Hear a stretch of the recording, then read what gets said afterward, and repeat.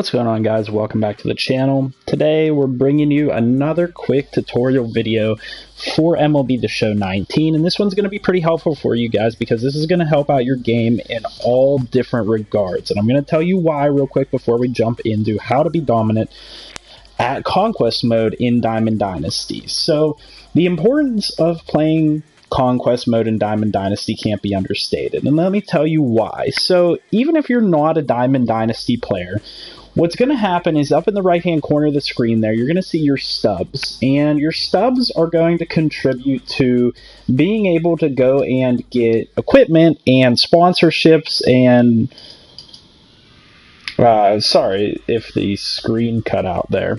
Whenever you, for whatever reason, whenever you load stuff up on the show, it cuts out. So, but what's really important is that whenever you go to customize your Road to the Show player, or if you go in and you're trying to do a franchise mode and you need sponsorships and stuff, those stubs are going to be really important. And getting equipment stuff for your player in Road to the Show is actually pretty important. What you can see here that I've gotten just from playing Diamond Dynasty a little bit is, you know, a good bat, a good glove, and they add all types of good attributes to me. So like my bat, for example, adds +6 power and +4 contact. So that's really good.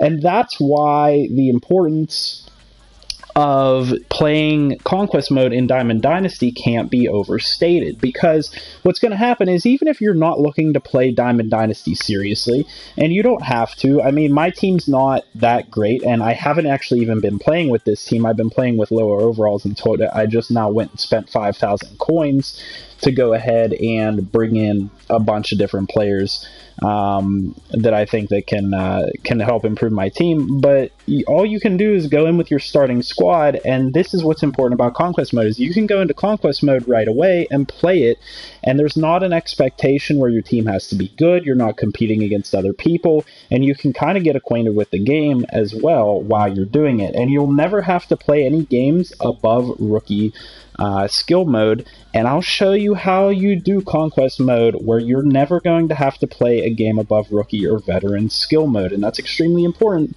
And this is going to help you get a ton of stubs. It's going to help you get equipment. It's going to help you get sponsorships. It's going to improve your overall MLB 19 The Show experience, because you're going to be able to get stuff for other game modes by playing Conquest mode. You'll never have to play another user if you don't want to. You'll never have to go and play any of the tougher game modes. Just go ahead and start up your Conquest mode and go over. There's a couple different ones here, and you can try these different ones if you want to get warmed up. I definitely recommend trying the Conquest for rookies if you're new to it, and it'll give you a good tutorial on how to do it. But the easiest way for me to show you how to do it is just show you that, you know, in 2 days' time, I've dominated this entire half of the map here, and I'm going to skate away to victory having no problems whatsoever, because they don't have the territory to be able to, you know, generate a counterattack to me. So I'm going to be able to flood over this territory pretty quickly. Just know that every time that you face one of these actual cities here that have the logo on it, you will actually have to play a game. But for the most part, all of these empty territories that aren't a city, as you can see, anything that isn't a blank square over here for me, or anything that is isn't a logo over here on the right, those are all those ones you see on the left side, those are games that you can simulate, and you're not going to have to play all those, and you'll pretty quickly be able to improve your team and get a ton of stubs and get stuff for other game modes, whatever it might be. And here's how. So you're going to start off in this territory right here in the top right, and it's actually, you'll be able to see it better if I scroll over to these people. So keep in mind, this territory right here is where you start out. Now there's a big swath of territory to the top left of that little region that's going to be completely open, and nobody's going to have it for the taking. You're going to have the Rockies right here to challenge you, and then you're going to have the Twins up here to the right of you. Now, they'll try and sandwich you in a little bit, but they're really close to other people. These guys are really close to the Brewers. The Rockies will end up competing with a couple of teams down here. I know mine was the Diamondbacks, took over a big area of territory down here and started competing with the Rockies. So what I did is I took the opportunity to expand up to the top left in this area and get a good foothold and get enough tiles that I would get good reinforcements every single turn. And what I mean by that is when you play Diamond Dynasty, the basic idea of it is the more tiles that you control, the more reinforcements you get per turn. And so as you can see here along my front line on the right side, I'm up to like 40 guys in each tile, 37, 27, 19, 34. You're not going to start off that crazy to begin with, but the general concept is that the other people that are next to you aren't going to be able to attack your tiles and take them over if you have at least the same number of reinforcements or fans in your tile that they have in their tile. So very simple explanation. If the Twins have 7 million fans is what it would be. 7 fans is what I'll just call it in this tile. You need to have a minimum of 7 in this tile, and then you can prevent them from ever attacking you. So that's the strategy, what you want to utilize early on. So when you're expanding to the top left, just stay away from your opponents and let them expand towards you. And as they expand towards you, once they finally hit next to you, go ahead and match the number of people that are in their tile. So the Twins will expand this way a little bit, and once they get next to you, if they have 2 or 3 reinforcements in a tile, make sure that you have 2 or 3 reinforcements for every tile, and keep expanding away from them. Keep expanding into the open territory that they're not able to take advantage of. The reason that you're able to get ahead in this is because you're able to take advantage of being able to keep expanding very early on when they start running into each other and they start to have to fight each other. So as you can see with the Twins up here, very early on they're going to expand and have to fight the Brewers, and they're going to be fighting back and forth, and that's going to cost them troops. But you're not going to take attacks. You're going to defend your border and have enough people there that they won't attack you, and then you can just keep adding reinforcements to your attacking side, which will be on the left side, and eventually you'll be able to sweep around all the way from the top left and just start sweeping down into this territory, which is what I've done, and I've been sweeping around the bottom here. So as you can see, I haven't bothered to fight the Twins. I've just maintained a border against them this entire time, and I haven't pressed through them. I've just swept counterclockwise all the way around the map and slowly but surely made my way around the map. Now I want to show you guys some attacking strategies and basically how you want to go about doing these things. So you never want to leave any of your defenses wide open. So as you attack, the way to do it is to make sure that you attack so that you have a good straight front line. So what I'm going to show you guys is that if I were to, for example, attack with this 41 to this space where there's a 5, all of my troops would move to that 5 space, but that opens up a hole in my line, and that's going to allow their city to attack this space where there once was 41, and now there will only be 1 reinforcement left there, and they can make a hole, they can make a gap into my territory. We don't want that, but instead what you'll see is all you have to do is think to yourself, is this going to open up a gap in my line? Instead, what you want to look at and see, if I attacked from here to the city, then that no longer opens up a gap in my line, and I'm able to move forward very easily. So what's going to happen is it's going to still be a 27, 37, and 41 line there. There's going to be no gap of 1 where they can kind of shoot the gap and break up your territories. And sooner or later, if you play it slowly and play it defensively and just keep yourself safe and don't overextend, you're going to be able to very easily loop around the map. Now, I want to get to the point where I said that you're never going to have to play a game over veteran or rookie difficulty. Now, what I want you guys to keep in mind is that when you're taking over a territory, don't make a move on that territory until you have at least 3 times as many troops in your territory as you do in theirs. So what I'll show you guys here is that the Twins have 24 troops in their territory, and I only have 37. So I have about less than twice as many, and if I were to go ahead and click this attack, it's going to show me that I can only play it down there on the bottom right on veteran difficulty, because I don't outnumber them by enough to play it on rookie difficulty. And it's going to be the same thing when you simulate. You're going to have a better chance when you simulate if you have way more troops than they do. So say I were to go from this 18 to this 5.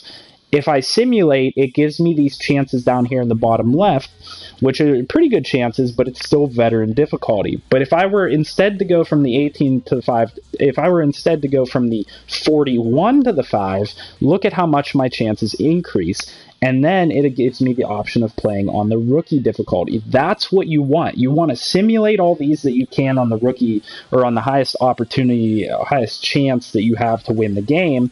And then whenever you're attacking a city, you don't want to take one like this where it's going to put you in on veteran difficulty, because it's actually going to give you a game and it's going to make it difficult. What you want to do is, when you're attacking a city, you always want to give yourself a nice, easy chance to win. And so what you'll do is you'll stack up like 70 to 90 troops in one area, like I do here with this 70, and I'm going to get prepared to attack Houston here in a minute, and I'm going to get prepared to attack this one as well by stacking up troops in one of these territories. And as you can see, I have 99 right here prepared to go down and attack the Marlins. That will give you a much better chance. So if you look and see the difference between 99 and a 1, it gives me almost perfect chances to win, and I'm able to play those games on rookies. So remember, stack up your troops until the point that you're able to play those actual city games on a rookie, and make sure that you give yourself the best chance when you're expanding your territory to simulate it out on a rookie difficulty. And that's how you're going to be able to advance very quickly. This is very similar to the board game Risk. There's not a whole lot to it. It's just you have to make sure that you secure your borders and don't let the enemies penetrate your borders and mess everything up. And you don't have to have, troops sitting back in these territories behind your border. Just make sure that they're all along your border, and that's going to help you the most, because they're not going to be able to break through, so I don't have to worry about all of these guys behind me. Now, there are a couple strategies that you can use in terms of having, not so many people at a border. As you can see right here, I only have one troop at this border, but it's impossible for them to attack me because they only have one at the border next to me. And even if they were, say this 3 were to conquer this 1 and then come in and try and conquer my 1, I could very easily go with my 70 and take those territories back over, no problem whatsoever. But that's basically what it is. The strategy for this is essentially to start expanding into the wide open territory that you'll see in the upper left here, and keep a good defensive line against the Twins and the Rockies, and do your best to just kind of keep the defensive line up and expand out up there to the upper left, and stay away from the cities as early as possible. Conquer territories until you're comfortable knowing that you can get 3 to 4 times as many troops to attack a city as they have in the city. And all you have to do to see how many are in a city is press square, and it'll show you in every single city what the actual amount are. So in here there's 24. If I go down here to Houston, there's 18 in this city, and that's about what it's going to be the whole way around, except for some of these lower overall cities, as you can see over here, like Boston has 8. It's going to depend a little bit depending on where you're at, but for the most part, I've experienced about 18 to 24 troops in every single city I've taken. And if you see on the left side here, you can see those blank,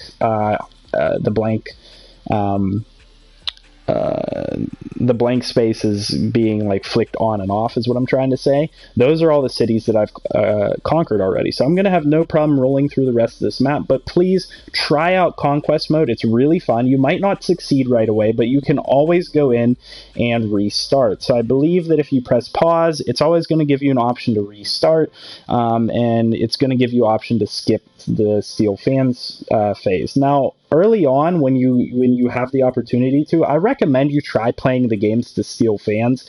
Even if you do it on rookie or veteran, it's going to give you 1 to 2 million fans as backup, and that's going to help you out significantly in the early game. But ever since I, expanded out of my original, say 10 to 20 spaces up here, I haven't even bothered to do the Steel Fans phase. I skip over it every single time, and I only simulate the best chances that I have, and I only play rookie games, and it gives me a super easy ride all the way around the map like this. And I've been able to get a ton of rewards from it. I've gotten multiple packs, and I want to show you my squad, who I've gotten from just playing Diamond Dynasty. So just from playing Diamond Dynasty, I got Charlie Blackmon, I got the rookie Jose Altuve card, I got Josh Bell, I got Daniel Murphy, and then pitchers-wise, I went ahead and I was able to get Greinke, I got Bartolo Colon, Ross Stripling, and I was able to get rookie Chris Sale and rookie Danny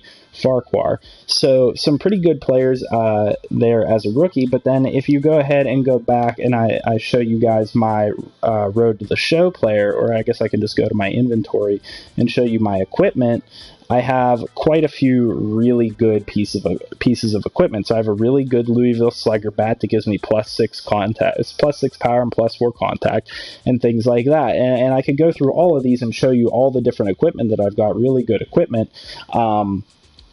But the thing that you just want to know is that even if you're not good at Diamond Dynasty and you don't intend to play it long term, go ahead in and try Conquest mode, because it's a single player mode. It's pretty easy, it's fun, it's like a board game, and you'll be able to get a lot of really nice rewards that'll help you in the other game modes. So those are my couple tips on how to beat and how to dominate in Conquest mode in Diamond Dynasty, and I really think you guys should try them out. I think you should give it a try, and don't be afraid to restart it early on if you're not doing it quite correctly, and give it a second shot.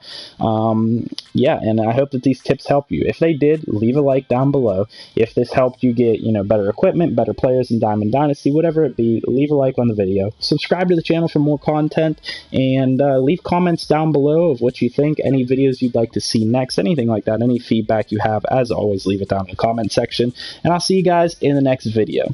Have a good one.